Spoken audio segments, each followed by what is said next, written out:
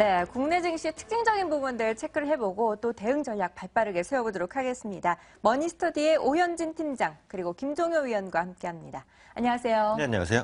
네, 일단 지난주 장 마감 금요일장 흐름이 상당히 좋았습니다. 코스피 코스닥 양시장 모두 일제히 활기를 띠면서 특히나 외국인과 기관이 수급 주체로 다시 돌아왔습니다. 코스피도 2045포인트까지 올라서면서 연중 최고치를 기록하는 모습이었는데요. 자, 이제 코스닥도 660선 초읽기에 들어간 모습입니다. 일단 시장에서 기대감이 상당히 높은 상황에서 여러 가지 호재들이 있지만 또 미국에서 발목을 잡는 요인들이 있죠. 고용지표도 부진하고 기업들의 실적에 대한 우려감도 있으니까 또 수급이 어떻게 올라갈지 상당히 궁금하거든요. 어떻게 전망하시나요?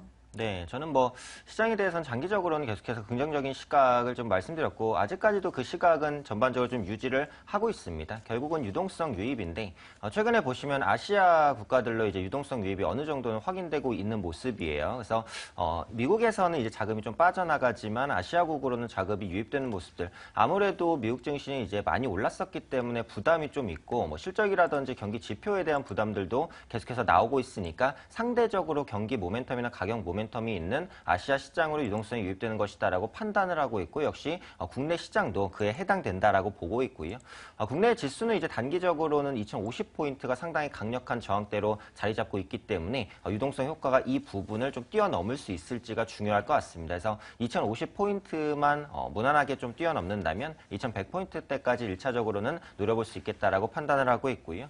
역시 수급적인 부분에서는 연기금의 매수세가 상당히 큰 도움이 됐습니다. 국내 시장 주요 수급 주체로 다시 한번 부각되는 모습들이 나타나고 있는데, 저는 외국인의 수급은 많던 적던 간에 국내 시장에는 꾸준히 유입될 것으로 보고 있어요. 적어도 4월 달에는 그런 모습이 지속될 것이다. 그렇다면 현재 계속해서 매도하고 있는 기관이 언제 매수로 돌아설 것이냐에 따라서 지수가 단기적인 방향을 잡을 것이다라고 판단을 하고 있고요.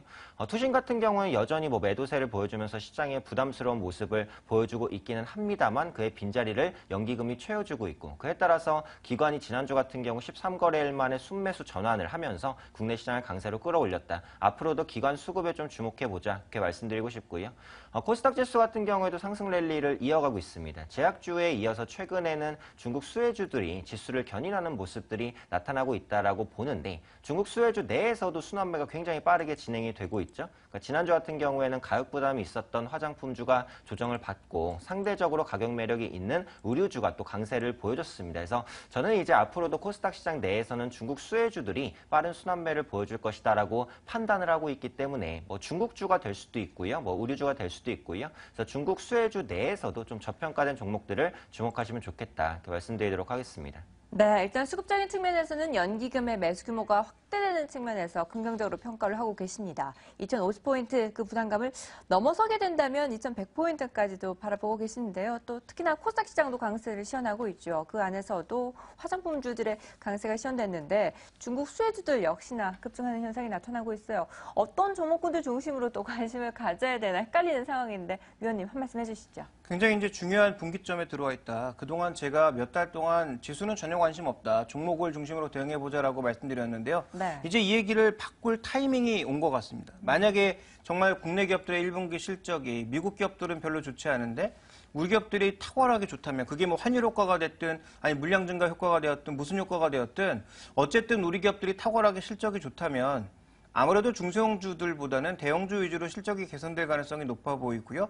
그런 관점에서 간다면 지수가 밀어올릴 가능성이 있다는 거죠. 그러면 우리가 흔히 얘기하는 니프티 50, 지금처럼 종목군들이 빠르게 순환매 돌고 정신없이 올라가는 그런 장세의 흐름이 아니라, 또 몇몇 종목군들만 계속 가는 그런 장세가 아니라 대형주 한 30, 40개 종목이 시장의 지수를 리드하면서 가는 그런 장세가 될 가능성이 있다는 거죠. 근데 만약에 그게 아니라면, 이번에도 또 만약에 증권사 애널리스트들이나 퀀트하는 그런 사람들이 설레발 친 거라면 우리 증시도 별로, 미국 증시도 별로, 아마 이렇게 갈 가능성이 높겠죠. 그래서 분기점에 왔다라는 것을 가장 먼저 말씀을 드리고 싶고요.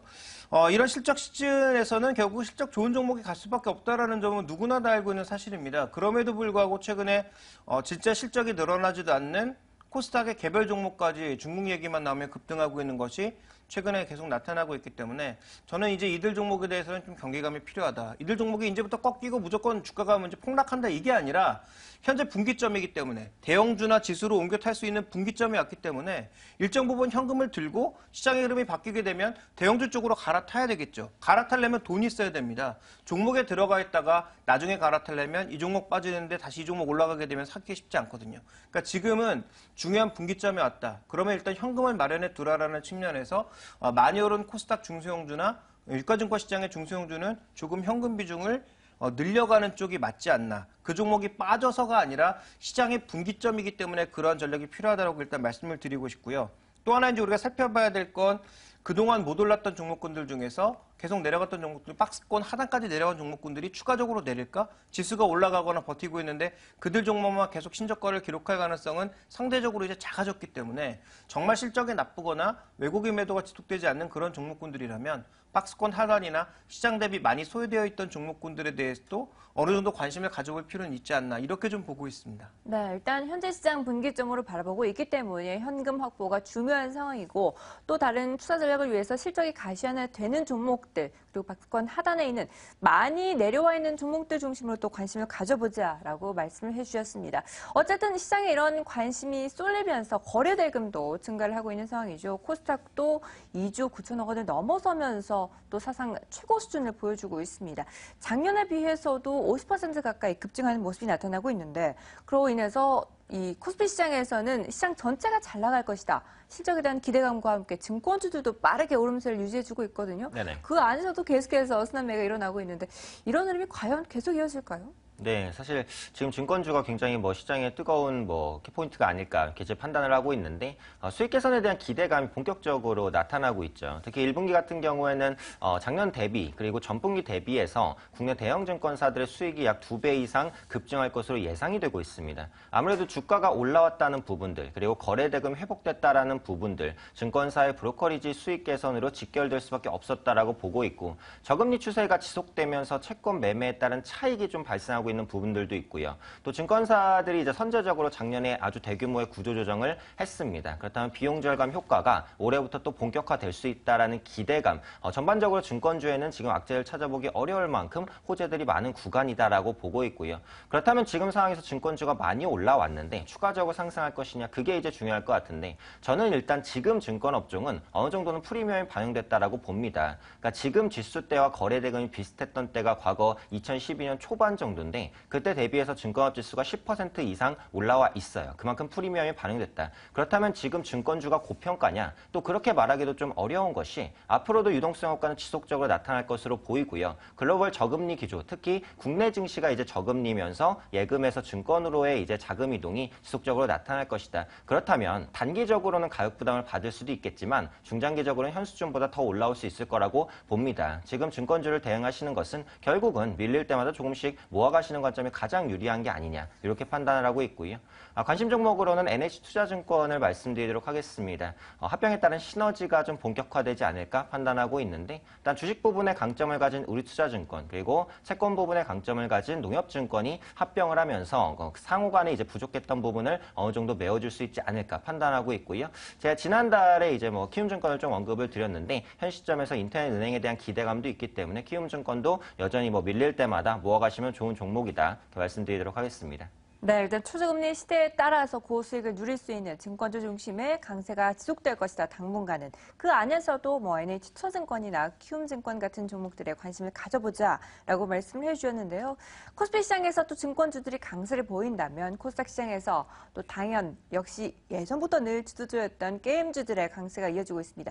그런데 좀 불안한 건 급등을 했다가 또 급락을 했다가 이런 흐름이 반복되다 보니까 리스크가 좀 상당히 커지고 있는 측면이 있는데 네네. 투자자들 어떻게 대응해 보면 좋을까요? 네, 그래서 말씀해주신 대로 이제 모바일 게임주들이 좀 돌아가면서 강세를 보여주는 모습들이 나타나고 있습니다. 아무래도 해외 매출이 확대될 것이다라는 기대감이 가장 큰 포인트인 것 같아요. 웹젠이 이제 중국에 출시했던 그 전민기적 같은 경우 흥행을 지속하고 있다. 그리고 컴투스의 아주 유명한 게임이죠. 서머너즈어가 해외 매출이 확대되고 있다라는 기대감들이 좀 반영을 되면서 올라가고 있다. 궁극적으로 모바일 게임주들은 어차피 국내 시장에서는 답이 없습니다. 결국 해외 시장에서 모멘텀을 찾아야 되고 해외 매출이 어떻게 될 것이냐에 따라서 앞으로 주가가 평가가 달라질 수밖에 없다라고 봅니다. 그렇다면 게임주의 단기적인 흐름은 어떻게 될 것이냐? 신작 모멘텀이라든지 아니면 매출 확대라든지 이런 부분의 이슈들에 의해서 급등락하기 때문에 단기적인 흐름은 사실 예측하기가 좀 어려워요. 하지만 조금 길게 중장기적인 시각을 갖는다면 저는 모바일 게임주들은 대형사 위주로 재편될 수밖에 없다. 이렇게 이제 판단을 하고 있습니다.